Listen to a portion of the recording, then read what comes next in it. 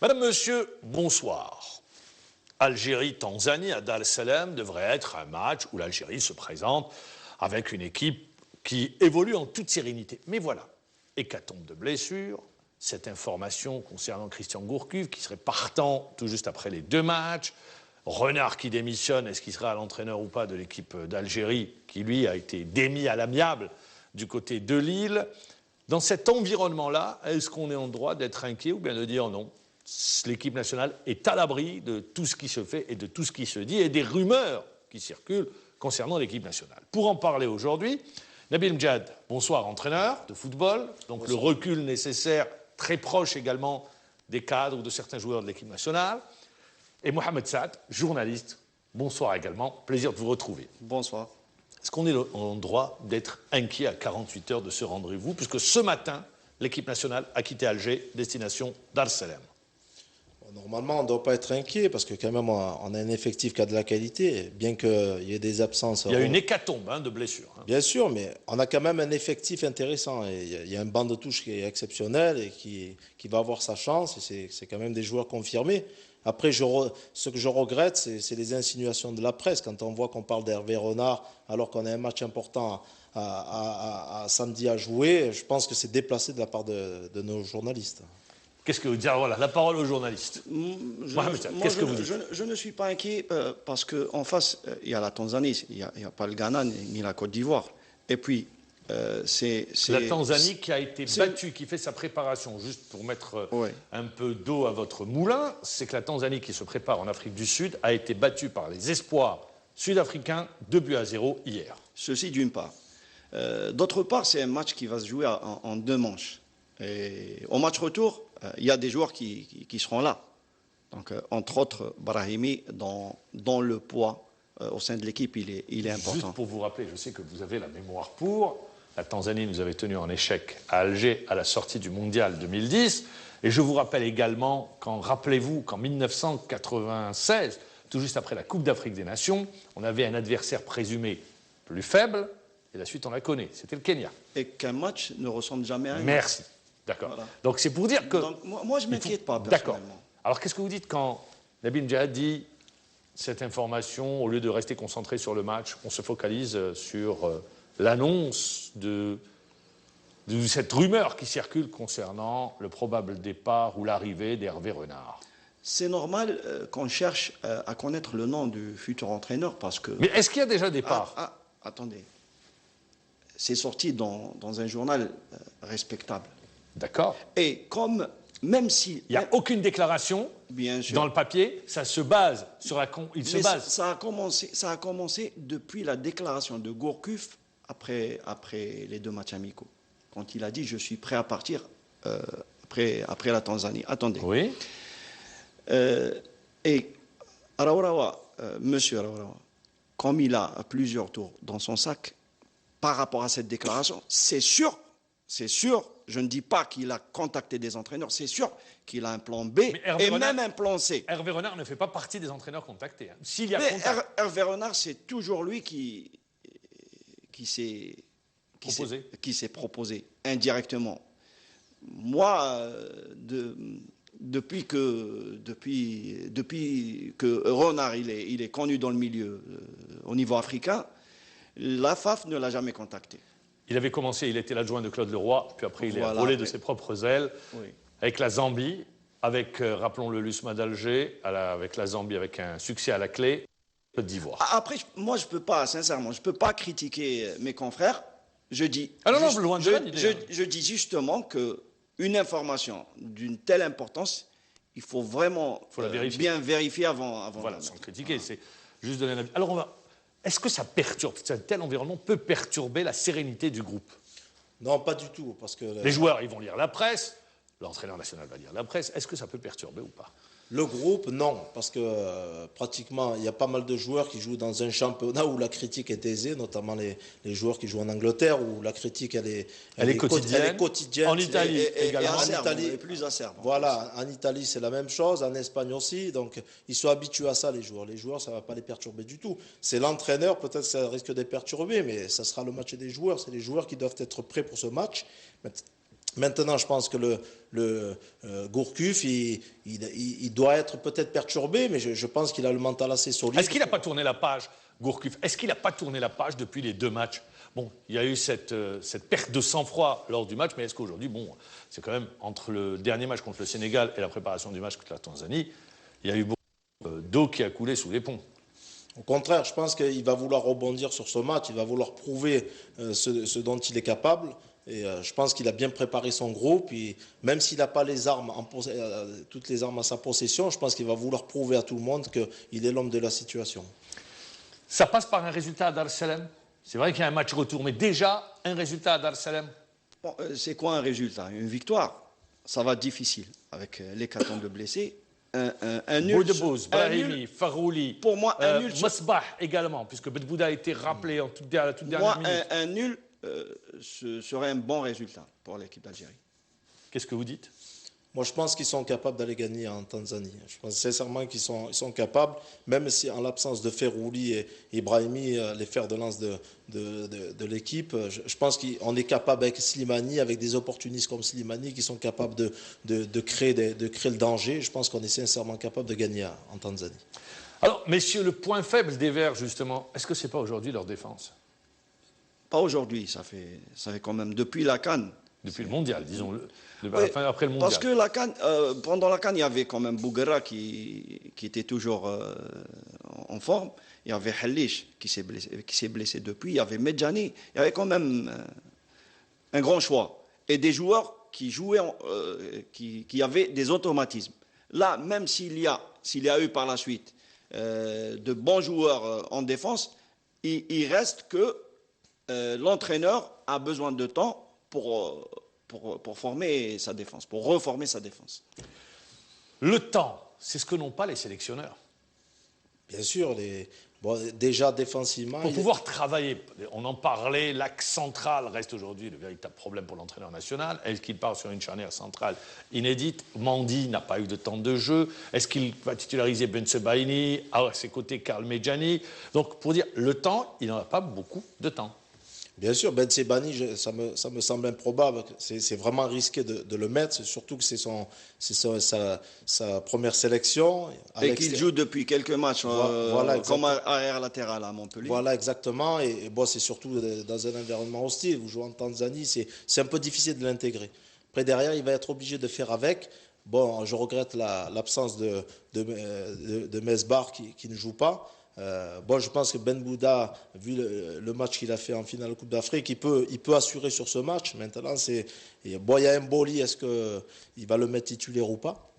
C'est un retour. C'est un retour. Est-ce qu'il ne prend pas un risque? C'est un retour de Mboli en équipe nationale. Sincèrement, on en parlait depuis des années sur ce gardien et il ne m'a jamais déçu. Sur tous les matchs qu'il a pu avoir, on a toujours parlé. Il a toujours répondu présent. Il a toujours répondu présent, malgré la non-compétitivité. Il n'a pas joué beaucoup de matchs et chaque fois, il a répondu présent. Oui. Moi, je crois qu'il va reconduire la même charnière centrale qui a joué au Lesotho, c'est-à-dire Medjani et Mandi. Pour ne pas. Est-ce que c'est un problème? Justement, vous dites Medjani Mandi, est-ce que c'est pas un problème quand vous manquez de temps de jeu, vous revenez de blessure? Il a joué le dernier match contre Reims où il était capitaine. Mandi, mais est-ce que c'est pas un problème à ce niveau-là? Bien sûr que c'est un problème, surtout qu'ils vont jouer à l'extérieur, avec un climat différent. Ça peut être un problème. Après, c'est une question de gestion du match. C'est un professionnel, il faut qu'il gère ce match. Il faut que les efforts soient bien calculés, minutieux, pour gérer tout ce match. Parce que je pense qu'on ne peut pas le changer. Il faudrait qu'il joue 90 minutes. Jouer 90 minutes. Gourcuff, aujourd'hui, il a une pression par rapport à tous les autres matchs, ou oublions la Coupe d'Afrique des Nations. Parce que ça, c'est un match à élimination directe, c'est-à-dire qu'il ne faut pas se louper.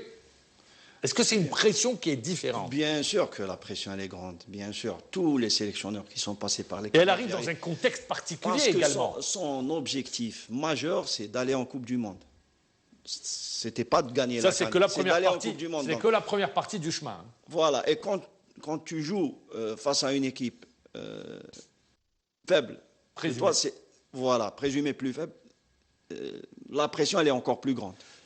Quand on sait que la Tanzanie a été battue hier par l'Afrique du Sud, espoir, 2-0, ça veut dire quelque chose? Ça donne une indication? Non, je pense sincèrement, parce que je pense qu'il faut voir la composante de l'équipe que l'entraîneur a pu mettre en place face à l'Afrique du Sud. Peut-être que c'est pour brouiller les cartes. Attention, les entraîneurs ont beaucoup de tours dans leur sac. Donc il faut pas se focaliser sur ce résultat. Il faut rester extrêmement concentré parce qu'il n'y a plus d'équipe faible en Afrique. Et je pense que la Tanzanie va bien répondre chez elle. Alors il faut être extrêmement attentif. D'autant plus que les 2 meilleurs joueurs de la Tanzanie n'ont pas joué, ceux du TP Mazembe. C'est le tout-puissant Mazembe. Samata, qui n'a pas joué, l'attaquant, le virevoltant attaquant du tout-puissant Mazembe. Aujourd'hui, les joueurs ont évité, d'ailleurs on voit l'équipe tanzanienne à l'image, les joueurs ont évité, la question leur a été posée, de parler de l'avenir ou de Christian Gourcuff, ou est-ce qu'il leur avait dit ou il n'avait pas dit qu'il allait quitter le club. Pour les joueurs, Gourcuff est là et il n'y aura pas de changement. Bien sûr, ça me semble légitime. Ce n'est pas aux joueurs de commenter l'avenir du sélectionneur, c'est plutôt au président de la fédération de commenter son avenir. Les joueurs travaillent avec cet entraîneur, ils sont concentrés, ils ont une échéance extrêmement importante. Donc on leur demande d'être concentrés pour essayer de revenir de la Tanzanie avec un bon résultat. La Tanzanie, dernière sortie, c'était sous l'ère Vahid Halilhodzic, c'était son premier match d'ailleurs, 0-0 à Dar es Salaam. C'était en éliminatoire de la Coupe d'Afrique des Nations. L'Algérie était déjà éliminée puisqu'elle avait raté, rappelons-le, le premier match. Cette équipe tanzanienne d'Algérie aujourd'hui est une équipe à battre. Ouais. Elle est attendue, même si on est dans la peau du favori. Oui, d'où la difficulté du match. Mais sur le terrain, je pense que le match ne sera pas à armes égales. L'Algérie est toujours favorable. Parce que ce n'est pas la motivation qui va te faire gagner un match. C'est les qualités techniques, c'est les qualités La physiques. Motivation, elle peut être du côté tanzanien. Les Tanzaniens n'ont absolument... Et du côté algérien aussi. Pourquoi? Est-ce qu'ils ont Parce que cette histoire de Gourcuff, c'est une arme à double tranchant. Parce qu'il y a 2 possibilités. Gourcuff, admettons que Gourcuff part. Ils vont tout faire pour lui offrir la qualification. Et même s'il reste, ils vont aussi tout faire pour démentir tout ce qui a été dit à propos de l'avenir du sélectionneur. Moi, tu parlais tout à l'heure, Mahamar, de l'hécatombe des blessés, des informations sur le sélectionneur. Moi, les informations sur le sélectionneur, ça va être une motivation, je pense. Et même l'hécatombe, parce que les joueurs qui vont jouer, ils seront doublement motivés.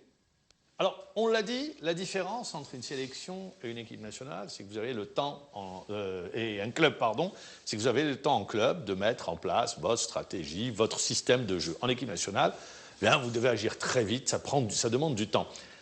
Face à la Tanzanie, face à cette hécatombe de blessures, vous le disiez, le point faible de l'équipe, c'est sa défense.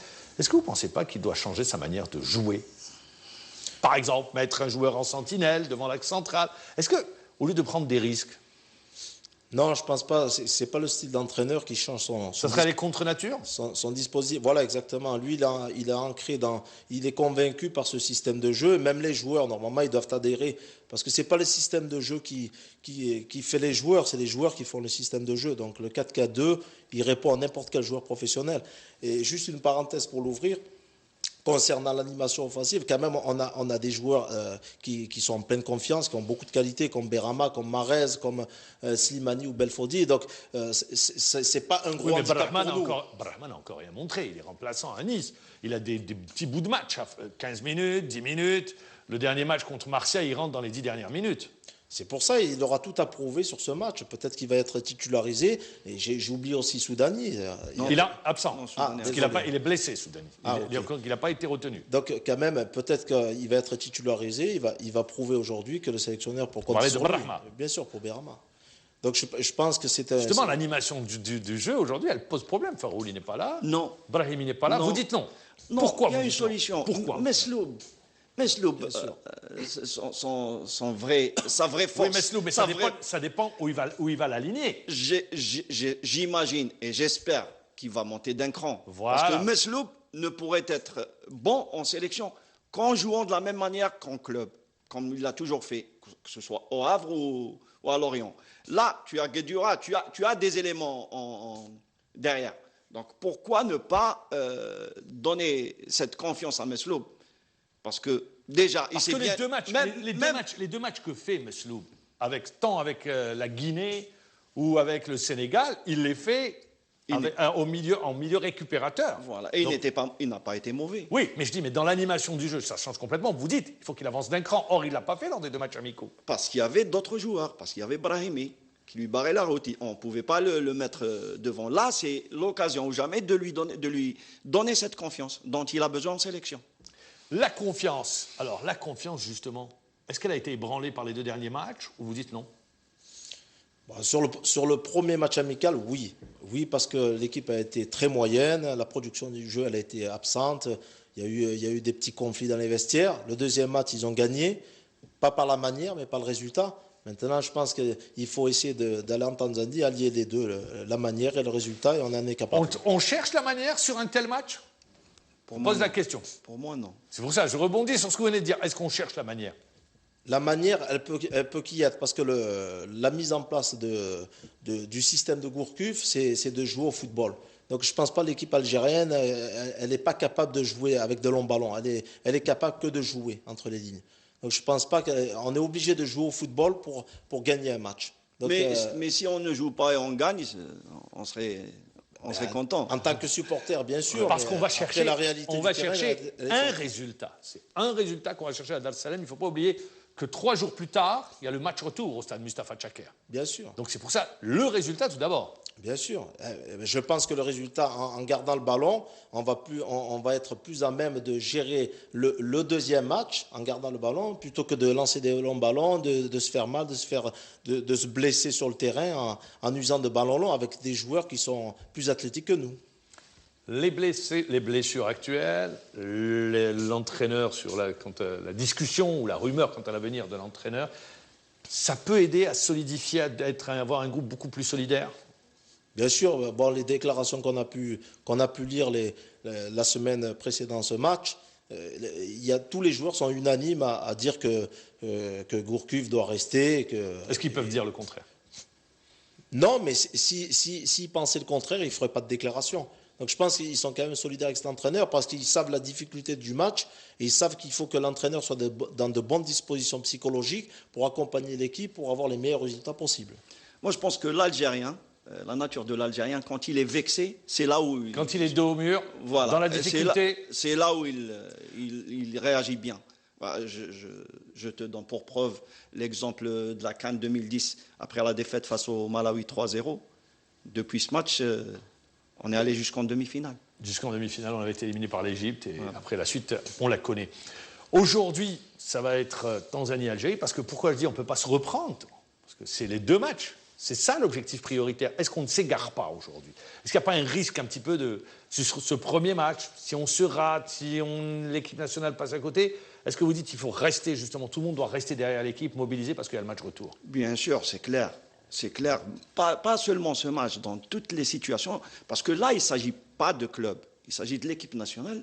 Donc, moi, je crois qu'il faut rester derrière, quelles que soient les circonstances. Après, on fera les bilans. On va avoir également à l'image l'hôtel où va séjourner l'équipe nationale en Tanzanie, le stade également en Tanzanie. Vous allez voir, bel hôtel où va résider l'équipe nationale. Tout a été fait. Rien n'a été laissé au hasard. Ça également, c'est important. C'est important d'être souligné parce que les joueurs, ils arrivent, la récupération est importante, long voyage, ils arrivent, hôtel, décrassage, lendemain entraînement, mise en place et le match. Bien sûr, c'est indispensable. La récupération, ça fait partie du match. Et d'être bien pris en charge et de pouvoir se reposer dans la sérénité et dans un cadre sportif et professionnel, bien évidemment, c'est un atout majeur. Et vous avez remarqué, hein, Gourcuff, aucune déclaration cette fois-ci. Oui, parce que... C'est un choix. Non, parce que ce qui s'est passé la dernière fois a eu des conséquences négatives sur la vie du groupe. Donc, parfois, il vaut mieux se taire. Il est arrivé à C'est aussi une manière de communiquer, hein, ne pas faire de déclaration. Ça montre son mécontentement. Voilà. Qu'est-ce que vous dites? Bien sûr. Après, pour moi, il n'a pas le droit de refuser de communiquer.